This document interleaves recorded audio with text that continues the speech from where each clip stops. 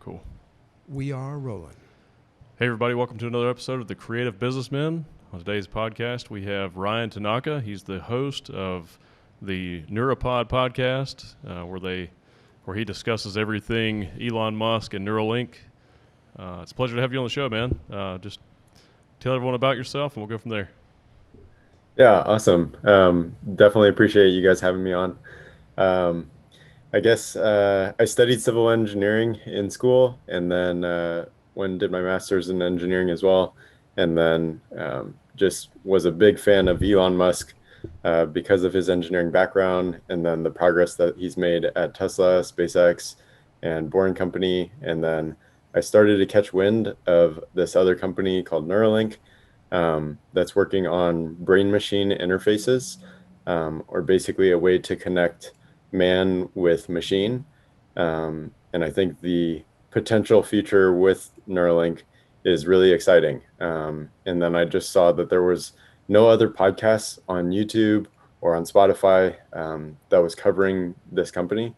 And so, yeah, I just thought like this would be a podcast for me to learn about Neuralink and share that with as many people as I can. Yeah, with an engineering background, that's perfect. Yeah, so that's great. I enjoy the podcast because you go further in depth on a lot of the stuff they're working on, and it keeps us all up to date on how that technology is advancing. What are your thoughts about Neuralink? Yeah, I'm super excited about the future because of the primary application, which is basically like they want to minimize the effects of Alzheimer's, dementia, paralysis, basically any neurological disorder. Those negative effects could be eliminated with Neuralink. So what they want to do is basically like perform a surgery by implanting a chip in your brain, and then connecting that chip via Bluetooth to your phone. And then most people with like Alzheimer's, they just have blocked connections in their brain. But if you can somehow like reestablish those connections, then you all of a sudden like don't really have the symptoms of Alzheimer's. And then similarly with paralysis, most people who have paralysis, their brain is functioning fairly well, but the connection between their brain and the limb is broken. And so if you can reestablish that connection, then in many cases, you're no longer paralyzed. Right. Yeah. So that's what I'm most excited about with Neuralink. Yeah, even if that connection is not fixed, the severed spinal cord, that if they have the ability to control technology with their mind, they can still do. I mean, they can have a much better life than they have, without. Without that technology, because they can. Technically, if they could manipulate technology with their mind, they could even control some type of avatar or machine that would make up for their lack of functionality. Absolutely. And that's actually the first thing that Neuralink is striving to achieve, is basically enabling any paralyzed person to control a computer keyboard and or mouse with just their mind. And so I'm not sure if you saw, Neuralink released a video of a monkey playing a video game. Yeah, it's amazing. And at the very end, like the last part of the demonstration was a monkey being able to completely do that game with just its mind. Yeah. So no physical controller. And so, like that technology, if you basically just do the same thing except not in a monkey, but you do it in a human, like I think the tech is pretty well proven. Right. And Neuralink is not the first to do it.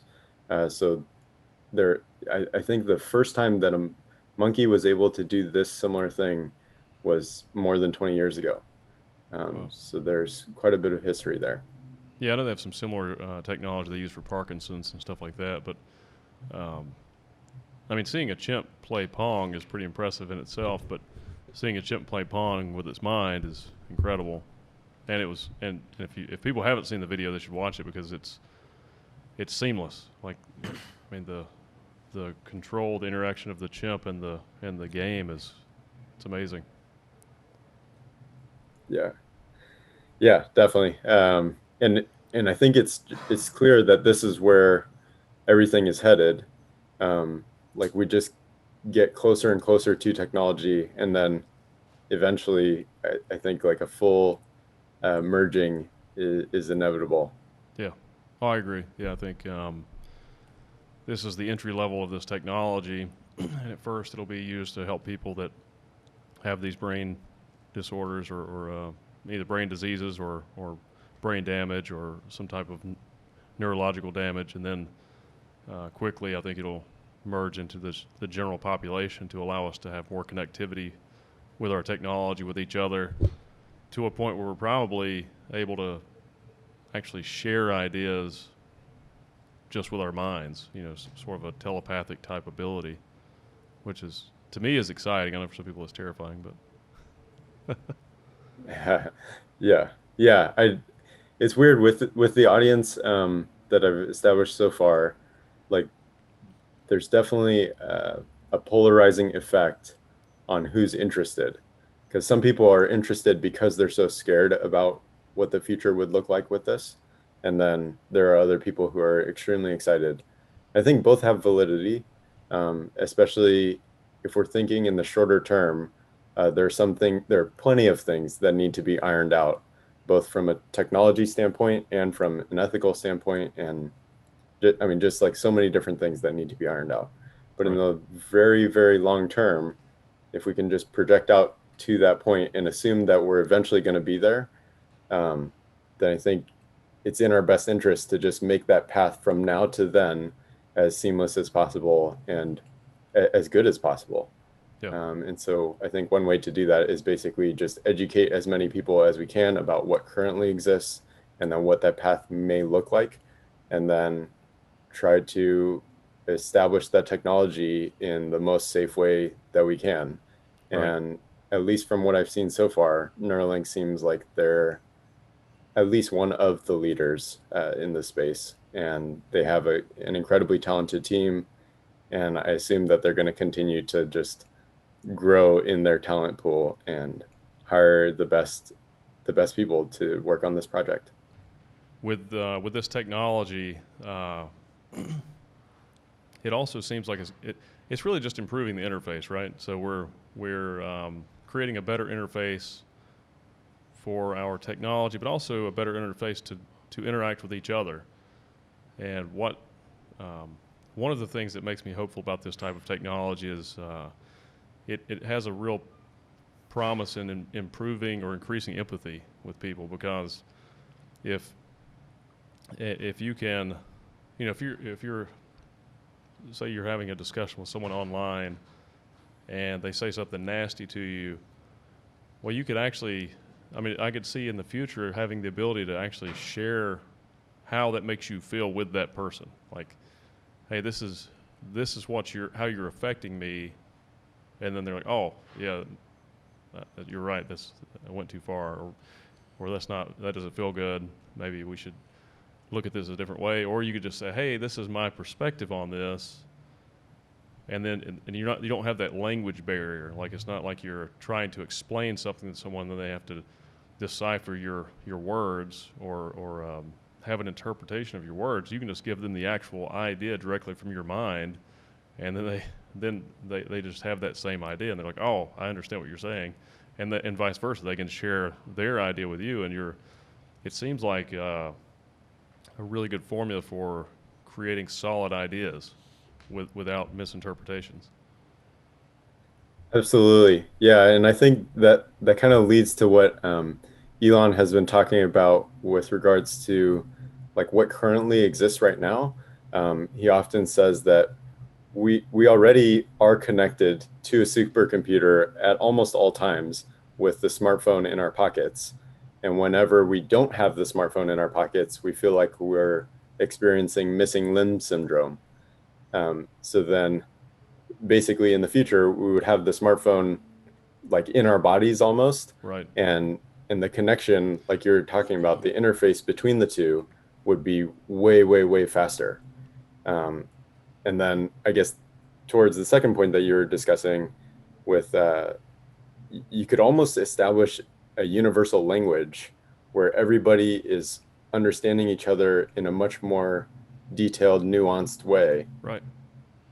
And instead of having like somebody try to figure out what words they're wanting to use, and that's this whole space, I think of it as like a big tube, and then you're kind of squeezing everything down to the smallest part of the tube where you have to synthesize it all down into words that are pretty lossy.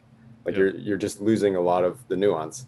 And then you have to re-expand it all back when the person is hearing it. And then they have to like reconstruct this really detailed idea in their mind from such a small amount of words. Right. Yeah. Yeah. I told someone recently, I said I feel like my mind is sort of like a paintball hopper, you know, the thing on the top of the paintball gun that holds all the paintballs.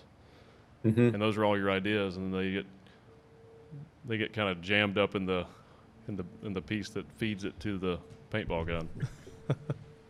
When you're talking about sharing ideas and stuff without language, I'm not sure. I mean, when we think in language. I don't know if we can completely get rid of language, but you can definitely get rid of miscommunications and stuff like that. But because you could actually share your intentions, like you could share not only what you're thinking, but the way you feel about it. But it'll probably open up an ability to know all languages, to erase language barriers. You know, if we can actually use it to enhance our intelligence, we should just be able to download linguistic information and just know all languages. Like it should get rid of all language barriers, and then we could, or it may even create a new language.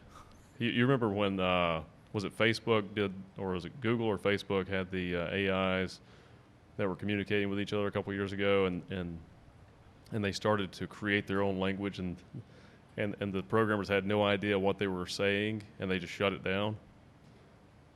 Wow. So I didn't hear about that, but yeah, it's pretty crazy. Yeah, I just wonder though, instead of language, does it turn back into symbols? Because think about people texting now. You have to do it on yours. If you think about people texting now, oh, that's right. they're literally using symbols. Like you might send an airplane, a heart, fingers crossed, right? Like, you know, I love you. When are you flying to see me? I can't wait. You know, like I've seen a lot of that where it's becoming prevalent, where people are switching to symbols for a lot of things, and then, you know, using some version of, you know, a symbolic reference, and that kind of transcends language barrier as well. So, you know, and sometimes a symbol can be more descriptive than, you know, it can take paragraphs to say what a symbol can say.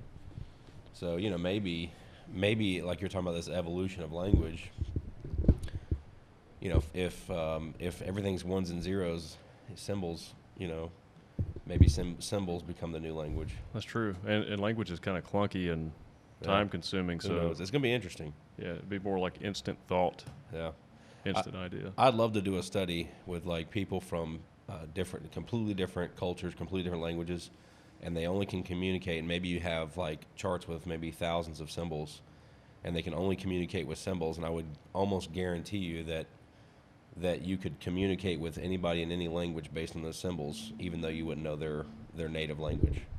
Yeah, that's true. I mean, words are symbols anyway. Yeah. Well, but Really? we don't know how to interpret Letters. the word, right? Yeah. But a symbol, a picture, you know, like I just wonder that'd be a good study to do. Yeah. Yeah, I think you're spot on, and we kind of see that too with like emojis, you know, Right. and then That's GIFs too. Yeah, that's could all I was just- thinking. The whole emoji and GIF thing that's taken over. I mean, like, I wonder, you know, take somebody from, you know, take just literally different parts of the world and see. It'd be interesting to see how much you could communicate. Plus, if we increase our intelligence exponentially, then the way we think may be more visual. You know, there's some, you know, you hear a lot of mathematicians they talk about how they can see math. They can see the equations, or they can see what the equations create. we'll probably all be able to do that. So it'll be, it could end up being something that's very visual. Yeah. Yeah, I think it's pretty far off in the future, but if we're able to just quickly send GIFs or emojis or memes or any sort of pictures like you're talking about to each other with the Neuralink or with some way that the interface is extremely quick and high bandwidth, then like we'd be able to communicate, like you're saying, with people who would not normally understand us through language. Yeah. And that's a pretty exciting feature, I think. When you say far off, what do you think? When do you think this will be available to the general public? Through Neuralink, I don't know. It's tough to say because, like, I think the human trials for helping people with paralysis be able to regain control of a computer keyboard is probably going to happen next year. Yeah. Like just the trial portion, and then after that, to get approval for like wide release will take several years. I think. And then after that, it'll be more of focusing on other neurological disorders. And then after that will probably be more for like non-disabled people to just communicate with each other for various reasons. Yeah. So I guess that's a long way of saying I think it'll probably be like more than a decade. That's cool. Do you follow Peter Diamandis or Ray Kurzweil? Just a little bit. I'm starting to learn more about their work. I highly recommend Peter Diamandis' new book, The Future's Faster Than You Think. It's a really fascinating book about a lot of this and a lot more. But it really talks a lot about the exponential growth of technology and how all technology is exponential. So like the next 10 years should be more like 100 years in technological advancement. So I wouldn't be surprised if they don't do the human trials next year and have fantastic results.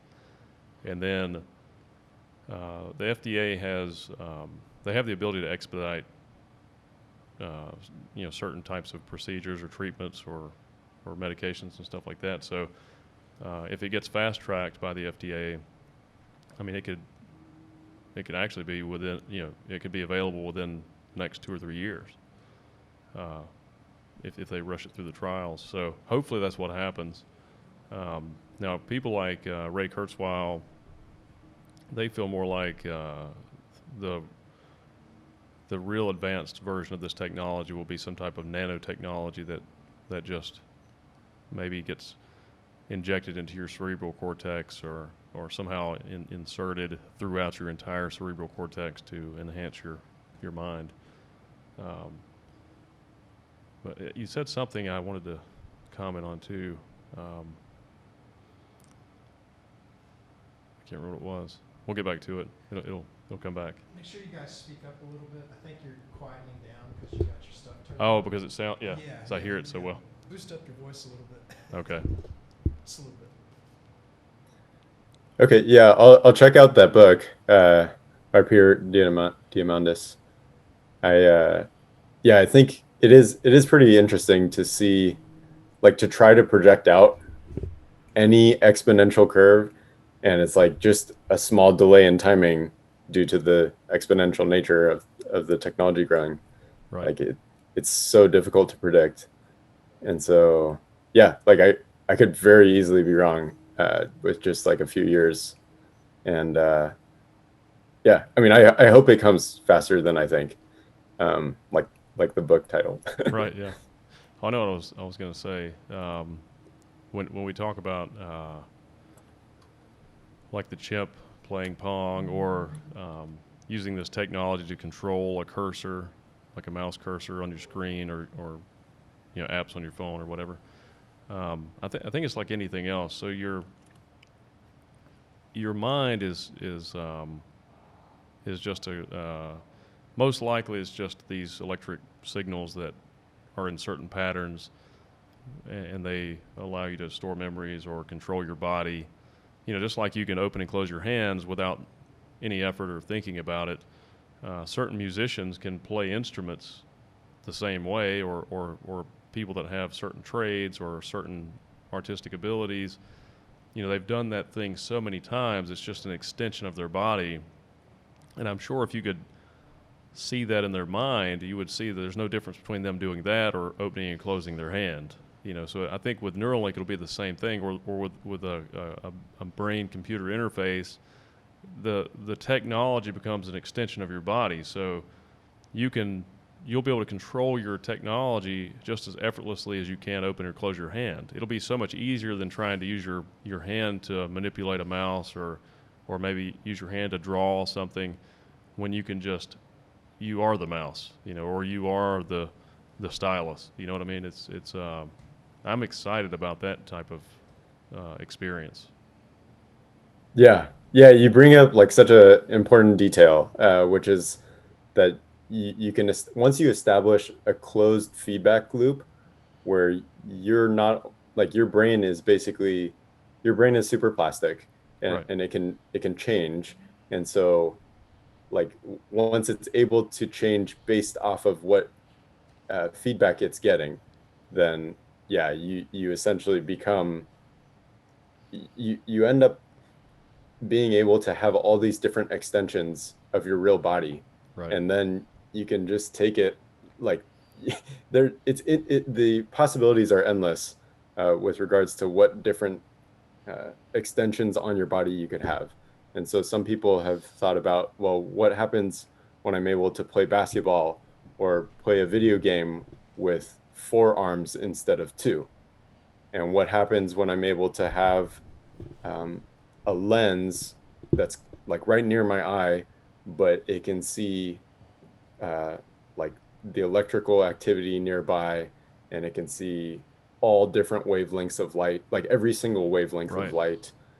And then same thing with, like, what if I could hear 1,000 times better or smell way better? I think the smell is really difficult to get, but like if we were able to, then all of a sudden our whole world is different. Sure. Like, yeah. we just perceive everything differently.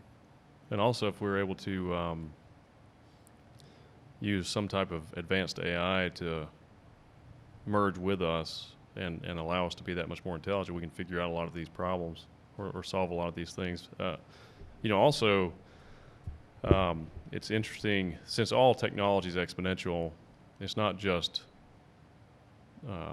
computer type technology that's exponential. It's biological technology, it's genetics, and really everything.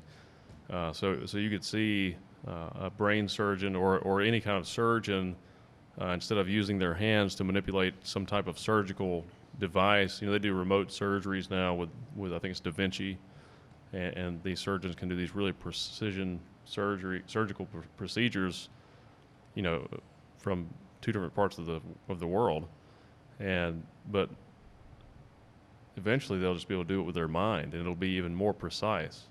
You could have a paraplegic surgeon do an incredible surgery on you, and beyond that, I mean, I could also see like a construction site that's operated by people out of their own house, their own home, with their mind. Like, you are the machinery, like you become the bulldozer or the backhoe or the crane. Like, all these machines are actually just avatars of people that are controlling them. And I mean, likely a lot of those machines will just be completely controlled by AI, but they would also be able to be controlled by humans. And once we have that type of capability, I can also see,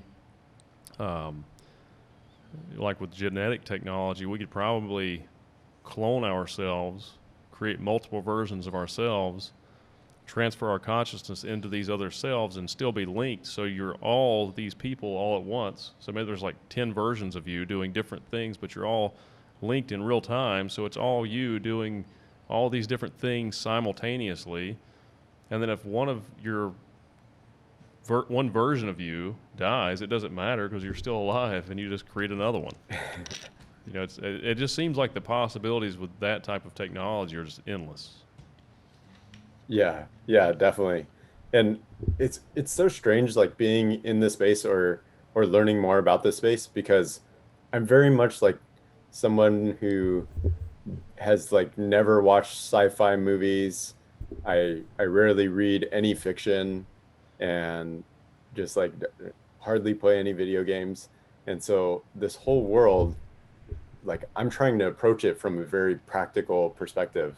Right. But I still see like, okay, if Neuralink is able to, and I think they will be able to, like achieve this high bandwidth brain machine interface that's connecting like our bodies to any sort of machine, then at that point we just become limited by what sensors are on any robot or machine like you're discussing. Right. So Yeah. if you have like a bulldozer and you have no sensors on it, then it's kind of difficult to have a closed feedback loop. Yeah, it'd have to Right, have like like optics and LiDAR and all that stuff. Mm-hmm. Yeah. But if we have those sensors, which I assume we will, then yeah, at that point it's like, yeah, you can start thinking about like duplicating your own consciousness, Right. and then like exactly like you said, like we just have it all linked, and then all of a sudden the feeling that everybody used to have, where you would just want to duplicate yourself because you would be so much more efficient if you had your own brain being able to multitask, like that'll probably be possible in the future. And I Right. don't know how long it'll take, but it'll be, yeah, it's exciting to just watch it. You could probably even switch bodies. Yeah, like I mean, people are speculating that you could download different skill set packages, Right. and I think there are different hurdles that would make this not exactly possible in the way that a lot of people think. But let's say you could download like the Elon Musk motivation package, you know, like, or you could download like the Kobe Bryant clutch gene, or the you know, like, or you're even just like Michael Jordan work ethic, or Kobe Bryant work ethic, whatever. Yeah. And you had all of the best traits of all these professional folks, and then you combine them into one person in a superhuman body. Right. Be insane, right? Yeah, it'd be incredible. Yeah, that's awesome. Well, if you think about it, who we are is really our experiences, right? Yeah. And we're all For sure. we're all selfish in one way or another. Whether we're selfish and when I say that from a sense, I either care about me, myself. That's what most people think selfish means, but really that could mean I care about me and those that I care about, like in a selfish manner. So that could be me and my friends, me and my family, me and those close to me, right? I'm selfish for them, because really, if you think about it from that perspective, everybody's selfish to some extent. It's just a matter of who all does that selfishness include, right? And maybe Neuralink or something like that gives us the ability to be selfish for the world, as far as selfish for all the population because of the connectivity that it would bring.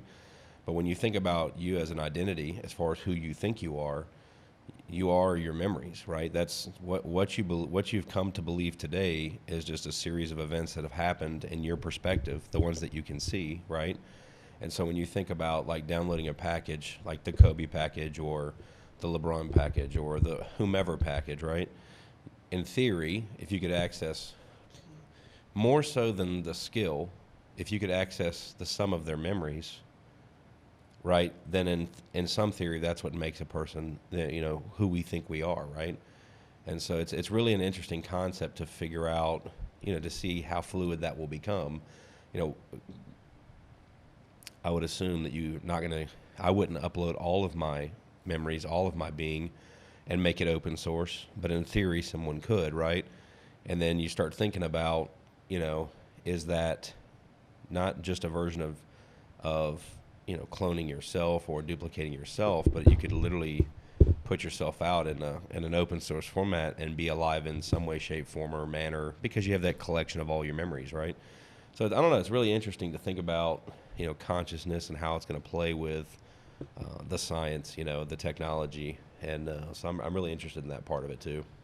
Yeah, it seems like it'll probably reach a point where the barrier between like your identity and my identity, it gets real fuzzy. Like it's when you can start sharing feelings and ideas and experiences, suddenly we just all become one thing. Like there's no barrier. Like if there's a hungry child and you can feel what they're feeling, you see what they're seeing, you experience what they're experiencing, suddenly you're hungry. That's you. And you have to solve that problem. I think at first it'll probably be more of a firewall type thing where we all keep our identities, we're all protected, but we can share information, transfer information that we choose to.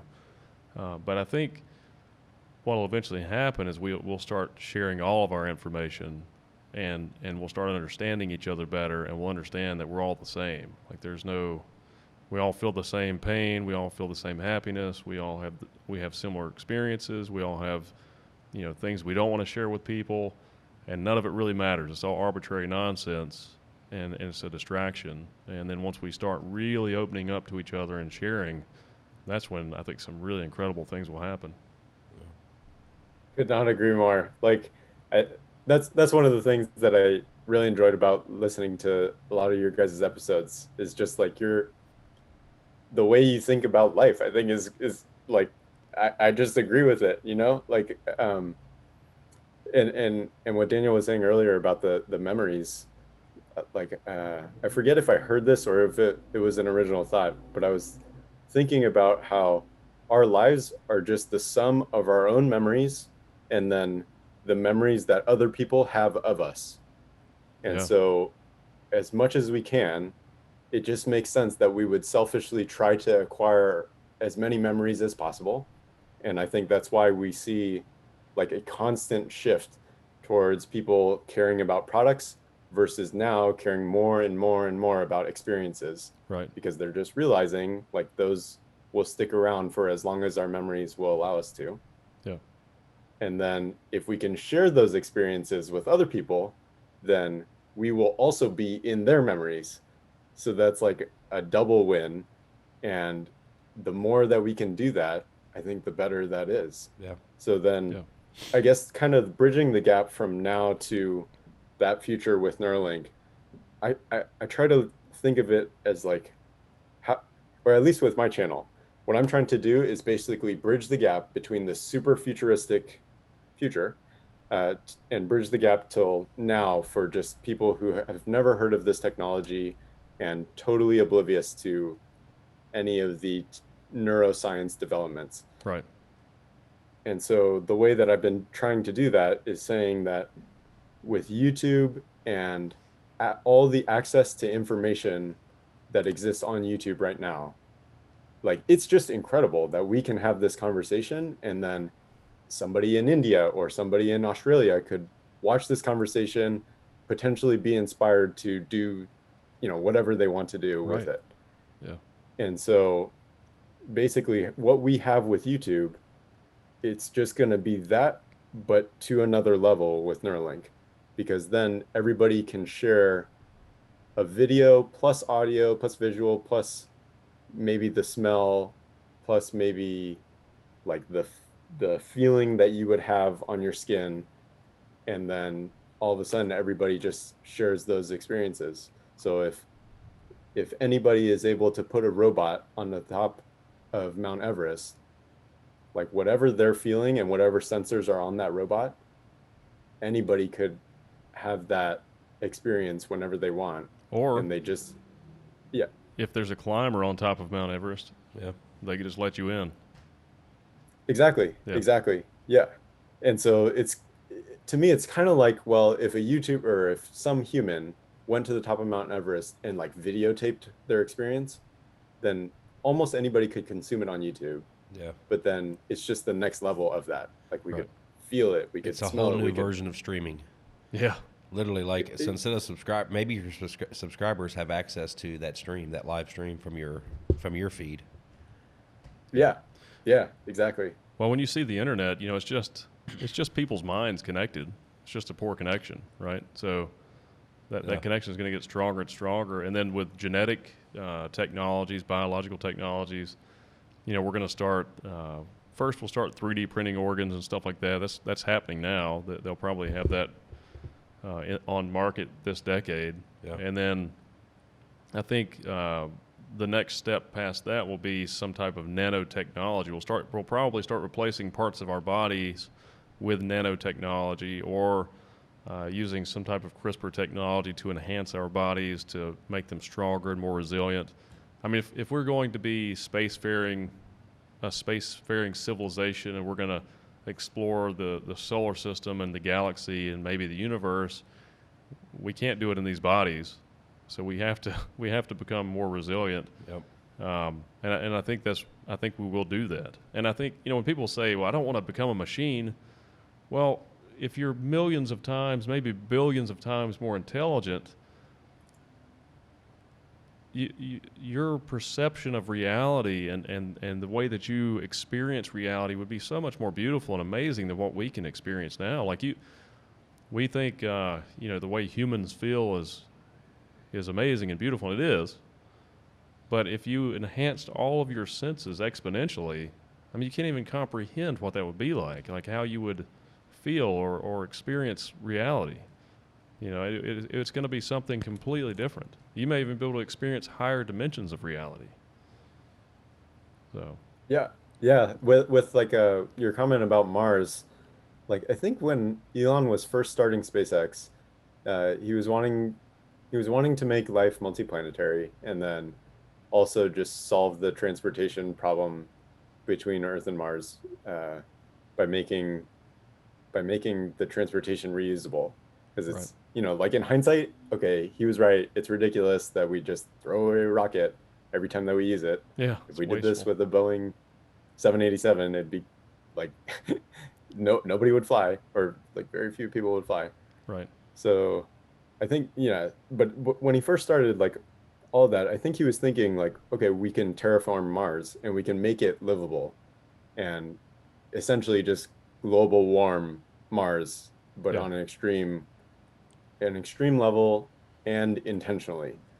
But now I think it wouldn't surprise me if they kind of want to do that, but then also adapt our bodies to Mars more so than adapt Mars to our human bodies. Right. It doesn't make sense. So I think we'll probably start creating space stations, and then eventually we'll probably have, maybe before we're completely machine or technology, we'll have some type of really advanced avatar type robots that live on these stations, maybe that live on Mars, and we can just transfer our consciousness to these things in real time, and just our consciousness can just jump around to these different places and control these different things and experience these different places.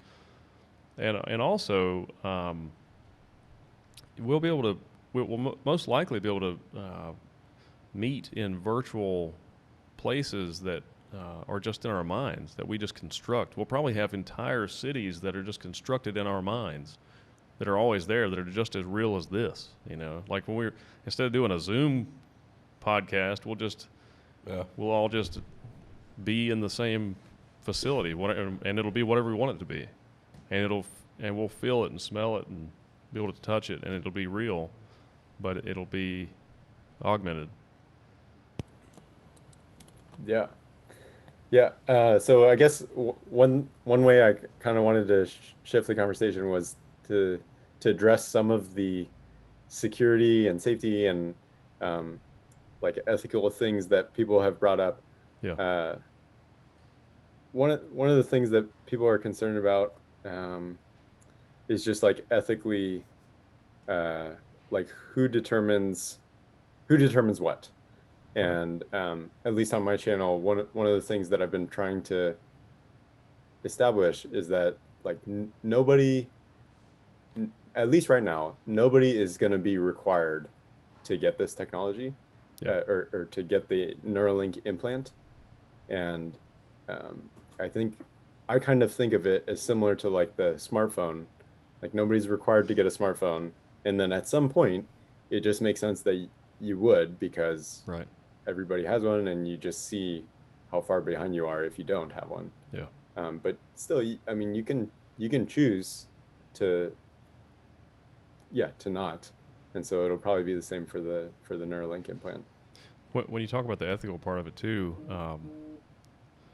when I look at this type of technological advancement and all technology, I think it's hubris to think that we actually control it. I think it's just a natural part of evolution, and it's just going to happen, and it's happening.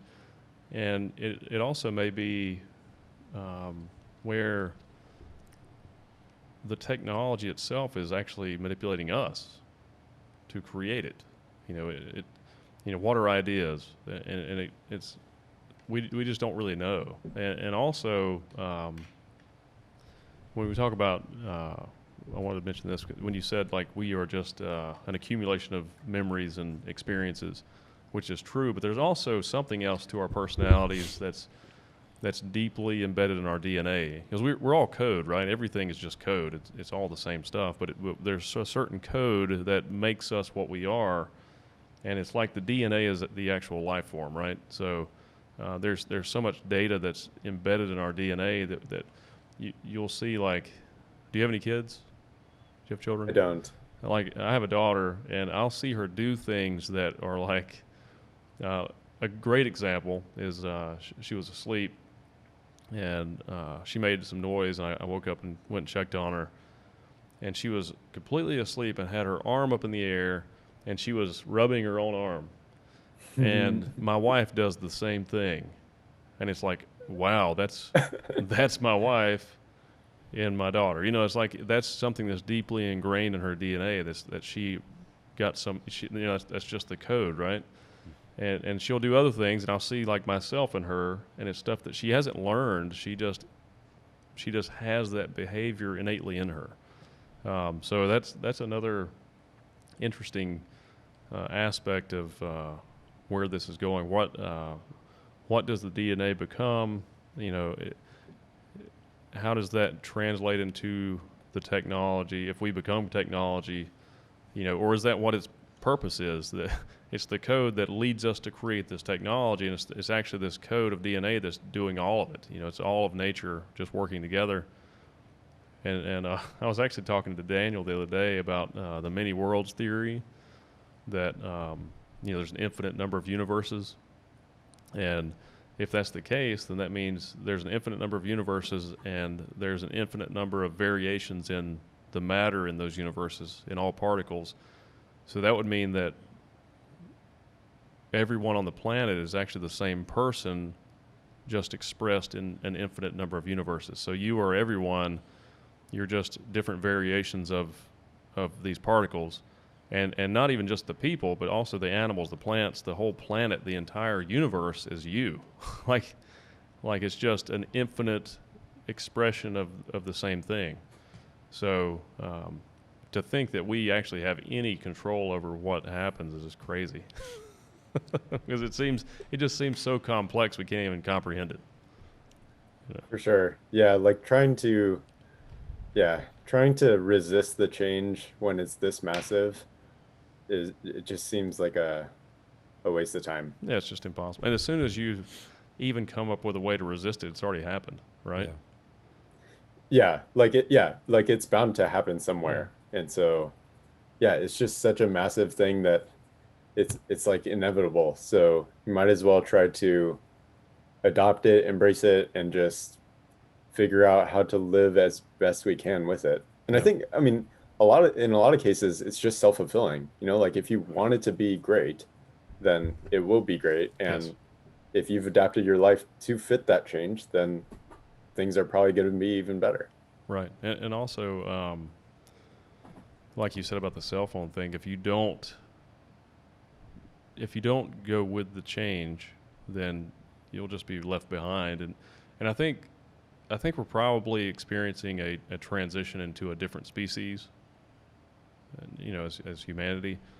And if people decide to just stay, I guess, just stay in the analog version of themselves, then those people will probably just go extinct. because we'll probably be something else, you know. Yeah, it's crazy to think about. Like I don't really know how that is going to shake out or how it's going to feel. Um, but yeah, I just feel like right now, the folks who are deliberately choosing not to get a smartphone, I think like they can still function fine in society. But yeah, They're there's missing out clear on a the, lot. right. Like there's clearly this thing that exists that they're just missing out on this whole portion of the world. And then if you're like absolutely resistant to the change or the adoption of technology, then all of a sudden you miss out on a lot of the benefits. And I think those benefits just far outweigh the cons. Yeah. So like to me, the best example is like if you have a sick mother or grandmother and she's in a different country, you know, like she was born in a different country, she lives in Australia or Japan or wherever, and then now you're in the United States and you want to communicate with her, but you've been resistant to having a webcam, then all of a sudden it's like you're missing out on this thing that would really be game changing for her and for you. And Right. yeah, so I think there's just so many things that people might miss out on if they're not willing to adopt what Neuralink has to offer in the future.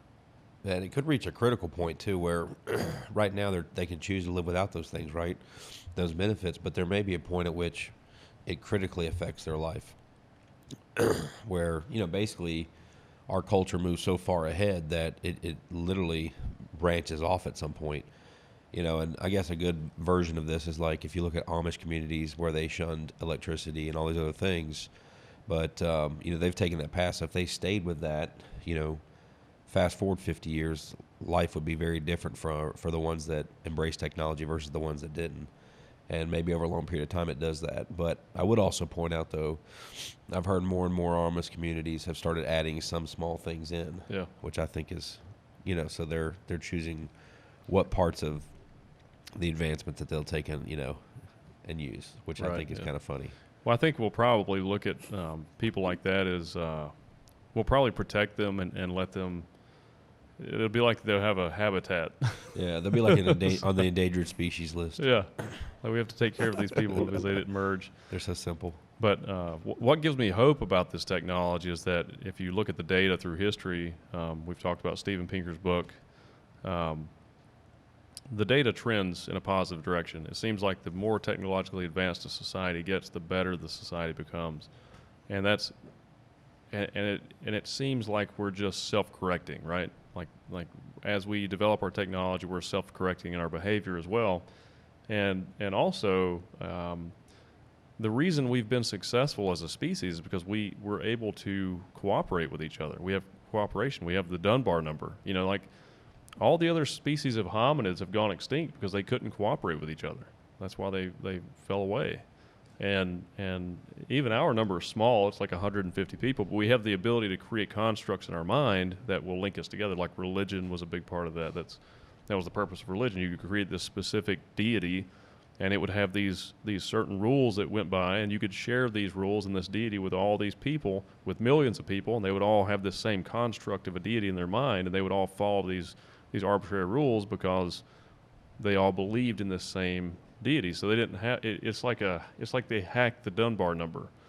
But I think with this type of technology, if we can increase our intelligence exponentially, we'll do a better job of that same thing. We'll be even more cooperative, and because even though people believe the same things, they'll still hurt each other. Yeah. But if you feel like you're the same person, like you have such a deep, intimate connection with the people around you, you're not going to hurt yourself. I mean, hopefully, but if you are going to hurt yourself, we can probably fix that too. So.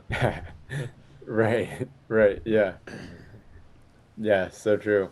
I'm pretty optimistic too, like just naturally an optimist, and I feel like, yeah, if in the future we're able to really understand the essence of what each other is feeling, then it's like you're saying, like we're all so much the same. And I think as we continue to see and feel each other more, yeah, feel what each other is feeling more, then we're just going to be more empathetic to each other. Yeah, absolutely. It'll be crazy that you could have the ability to take all the books that have ever been written and just know them too. All the data, all the knowledge that's been accumulated by humanity, you can just rapidly absorb that information. So Yeah. I mean, to think that if you were able to do that, you'd be the same thing you are today is just completely. It's a crazy thought, you know. Mhm. Yeah, I feel that even with YouTube, like the last 2 years, I've grossly increased the amount of YouTube that I watch. Yeah. And I just feel like it, every single video yeah, like at the end of every day, when I'm done watching my like 50 YouTube videos, it's like, wow, it's incredible that information is free. Right. And You know? it's almost overwhelming too. It's like there's so much, we have access to so much information. I feel overwhelmed because I can't access it quickly enough. Right, right. There's Which so many things I want to read or want to watch or absorb, and I just can't. hmm Which is the one thing that I'm kind of skeptical about with Neuralink. Like some people are, uh, they're thinking that the downloading, let's say like downloading the black belt third degree martial arts package. Some people suspect that you would be able to just know it immediately after. No. I think there's like this processing time and delay Yeah. that is inherent in any skill set or in any time you're learning something. And so with YouTube, even if we watch it at 2 times speed, most of the time I can grasp what's happening. But if it was 3 times or 4 times, then I don't think I would be able to. Right. And I don't think Neuralink is, I don't think that's the enhancement technology. I think that's just like the entry level to being able to better be better connected to the technology. I think it'll be something much more advanced, like a nanotechnology or something that encompasses your entire cerebral cortex. Because there needs to be an expansion, right? That's what our cerebral cortex is. It's just an additional layer of your brain that allows us to do more stuff. So we need to add on to that layer, and I think it'll probably be a combination of that technology in our minds, but also we'll probably use some type of cloud technology or maybe external processing to enhance our mind to be able to absorb that information. You know, that's why I think I think we'll merge with the technology. I think it's going to be a symbiotic relationship. I don't think it'll just be us. It'll be this symbiotic relationship with the technology. That's why I believe we'll become the technology. That's why, like Ray Kurzweil believes that eventually the entire planet will become technology. All the plants, everything we'll start to learn how to harness the energy in individual particles. Or, you know, like I've heard Ben Goertzel, or Goertzel, the AI genius, mention that there's so much energy just in a grain of sand. If we could learn how to harness just the energy in a grain of sand, we could do unbelievable things, you know, because there's so much energy in all matter, you know. We just don't know how to access it. But we're that's what we do. We manipulate matter, so or the matter manipulates us, or it's all symbiotic, right? So Yeah, it's interesting that you're talking about the tertiary or another layer, because Elon always talks about how like Neuralink would basically provide a tertiary layer where one of the layers is your cortex and then another layer is your limbic system, and those two cooperate in a goofy way. It's like amazing that they cooperate well, but the limbic system is kind of like the lazier uh, emotional part, and then the cortex is the like thinking, processing, and then if you have the tertiary layer where it's connecting the two and able to do things that are superhuman, then yeah, I mean, I'm just regurgitating everything that you've been talking about. Like we're just, it's the next phase of our evolution, I think. Yeah. It's interesting too. A lot of times we react to things before we're aware of them. And also there's the discussion of free will, where some scientists argue that they've done studies that show they'll give someone a choice of two things, and they know what the brain looks like when it makes a certain choice between the two, and the brain waves are produced before the person is aware that they're going to make that choice. So it's like their mind, but I think that's just a slow connection between the wetware and the hardware. I think the brain is aware of what it's going to do before the rest of the interface activates. You know what I mean? Like I think there's a slight delay or something, but there's another aspect of that where when you're talking about like the amygdala, like the fear response and stuff, it reacts faster than the cerebral cortex. So like a good example is, and I've told Daniel about this. I got home one day and I was walking into the house and I reached to shut the garage door, push the button to shut the garage door, and I got this feeling like the spine tingling thing, and I pulled my hand back, and then I saw a big spider on the button. But I had the reaction before I had the awareness that there was a spider on the button. But my body reacted to it. You know, the amygdala reacted before my cerebral cortex was even aware that there was a spider on the button. And I was like, whoa, that's a weird experience. It's like an autonomous experience. So I think too, though, you talk about some of this like free will, and Matthew McConaughey says if you don't believe in free will, then start running all the stoplights. All stop signs, right? Like to see, like you have the ability to dictate an outcome. And so I'm going to do a terrible job explaining it, but I think there's that there's these things that are going to take place on a biological level. Maybe our mind has already made the decision before we verbalize it, right?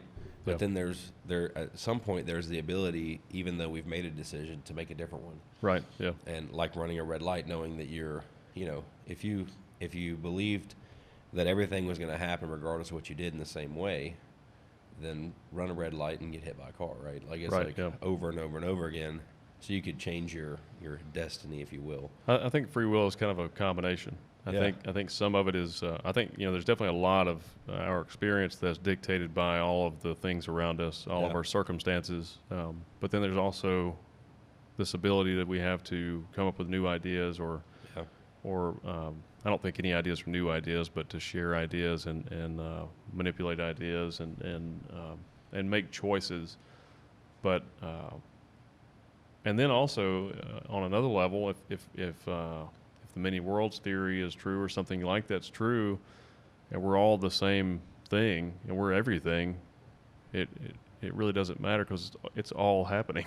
Yeah. Like every possible combination of things that could happen is happening. So there, like if you regret not doing that thing that you didn't do, well, guess what? You did it, just not in this universe. We'll have to ask Jet Li how he feels about it. Did you ever watch The One? I think it was called The One. It's a pretty good movie. Not. Yeah, it's basically essentially, you should check it out. It's got Jet Li in it, and it's martial arts based, but essentially there's basically a mini worlds theory going on, and he's going from world to world to world, killing himself. Really, here's the sci-fi part of it, and every time he eliminates one of the versions of him, all the remaining versions become stronger. And so the whole thing is there can only be one. Like, so he literally goes to every single world and eliminates himself. And I guess the theory, now the problem here is it assumes he's the same person in every single world. Yeah, and you can't access other dimensions or other universes. Right. So it's really interesting, but I'm going to have to go back and watch that movie now. It may give me a different take on it. Yeah. So it seemed really scientific then. Sci-fi, like, it's probably even further so now.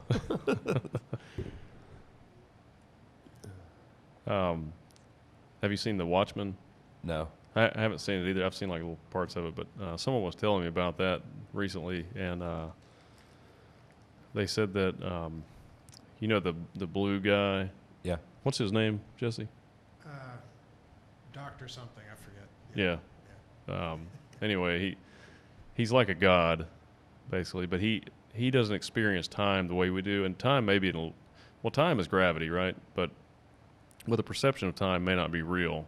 Like so mass bends space-time, and it creates gravity, and gravity and time are like one and the same. So it pulls time in, or that's how I've seen it explained, which makes sense. So like we're fighting against time. That's why it kills us. That's why it's tearing down our bodies. If you were traveling through space, you would age much slower because there's much less mass near you, and you're much less massive. So there's less. You're bending space much less. Dr. Manhattan. Dr. Manhattan. Yeah. Yep. So, but there's also this theory that time may not. Our perception of time may not be accurate. Everything may be happening all at once simultaneously, and Dr. Manhattan in the Watchmen, he experiences time and all at once. So he's I can't remember who I was talking to, but they were telling me that. So there's a scene in the movie where Dr. Manhattan's talking to this girl that he likes, that they have a relationship or something, and he tells her, he's like, well, you know, right now we're in this moment, but we're also having dinner in the future, and we're in bed together in the future. We're doing all these different things, and I'm doing all these things with you simultaneously. You're just not aware of it. Yeah, she was like mad because like he was sleeping with her, but then he was also like doing. There were all these other selves of him doing all this work. She was mad that that she was devoting her time. Yeah, that's pretty interesting. Yeah. So our perception of our perception of time, if we can expand our minds that much, may change also. So if you consider increasing your intelligence by 1 billion times, well, suddenly your experience of time is going to be way different too, because you know what seems like a minute to us now in our human brain, human bodies, might be thousands or millions of years. You know, you could potentially live lifetimes and then take a break and eat some food and then go back. Yeah, crazy stuff. I agree. I like the place of starting just solving some medical problems, you know, challenges for people. I think that's it's much easier to understand, like, hey, I'm going to, you know, in the way that you can use a remote to control the TV, we just dumb it way down, and Right. That's so much easier for me to accept. Yeah, you just Sure. Level 1. Yeah, which, I think one of the things that I've been trying to do is just like educate folks. Like I've been educating myself too, you know, and so like once I educate myself about what is possible and how the tech works, then I just share that with other folks, and it's helping me reinforce my own learning. Yeah. And what I've learned is the brain is essentially just a bunch of neurons firing, and so if you get those electric signals when the neurons are firing, you can start to recreate a lot of what people are experiencing. And so with Neuralink, all they're doing is just reading those electric signals or placing those electric signals in a given spot. And then you start to unlock all these things that we're talking about. Yeah. So it's just very, very far into the future. If you were able to exactly replicate those electric signals and read and write those electric signals, right, then you start to just duplicate what humans are feeling, thinking, what our consciousness is. But at the beginning, it's just like people's electric signals are no longer getting to the places that they were originally getting to. Yeah. And so now you just reestablish that connection and they can all of a sudden walk. Or if they had tremors before, now they no longer have those tremors because those connections are established properly. Right. And yeah, to me, those are the most exciting things. That's why I was like so passionate about Neuralink. And at the end of the second update that they provided on YouTube, Neuralink, the Neuralink team had a round table discussion where each person was asked a question like, what are you most excited about for what Neuralink could do in the future? And it was fascinating to hear everybody's individual answer was pretty different. Some of them were focused on the injuries and curing neurologic diseases. And then eventually they got to Elon, and Elon's longest term vision for Neuralink is to merge man with machine so that there's no longer a threat of artificial intelligent beings taking over in any way. Right. Yeah. And his whole like phrase is, if you can't beat them, join them. Yeah. I've heard him say that. Yeah. And I'm not like personally super concerned about it, but you know, fortunately, folks like him who are smarter than myself are working on these types of tech to eliminate those threats. Yeah. And so yeah, I'm pretty excited about that too. I'm also very excited about there's one member of the Neuralink team who is saying the Neuralink robot and the surgery and everything that they're working on would basically provide a scope into our human brains. And then if you have that scope, then all of a sudden you're able to learn so much more about the brain. And then you're just unlocking even more that we're not even aware of right now. Right. Yeah. And then you just build on top of that. And it's like, okay, well, if you have an implant in this person and you have an implant in this person, and you were able to understand which neurons were firing during certain events, and you were able to understand how much it was firing during certain events, and you just extrapolate that to hundreds of people, thousands of people, tens of thousands of people, and you have all that data feeding back to a central hub or central computer, then you can start to train with a neural net. You train that data set, or use that data set to train the neural network. Yeah. And then all of a sudden you have a better ability to target exactly which neuron should be firing at any given moment. So then all the detailed information about where to fire, it becomes better and better and better. You know, so at the beginning it's not so good, and then it just slowly builds on itself as you get more data. Also, super excited since we about have that. so much neuroplasticity in our brains, it seems like with something like Neuralink, you could, if you were linked to some type of a neural network, that neural network could become an extension of your mind. You know, it's like you're expanding your brain. Almost like something, I guess maybe it would be stored in the cloud through your phone, and you would just access it through your phone, and that's just like a direct link to your it's your mind extension, you know. So like maybe you become really dumb when you switch phones until you download the cloud again or link to the cloud. Right, you just have access to the entire cloud in your mind at any time, and it's incredibly fast and efficient access. Yeah, right. And then I guess with Neuralink technology, they're thinking with spinal cord injuries, they can just bypass the injury, right? Like connect the spinal cord together. Correct. Yep. Yeah. So the term that they've been using is a neural shunt. And basically you have one chip in your brain at the location that would normally fire, that's correlated to the place on your body that's paralyzed. And then you have another implant at the location of the limb and you just bridge the two wirelessly, then all of a sudden, like, yeah, I mean, it's just absolutely incredible to me.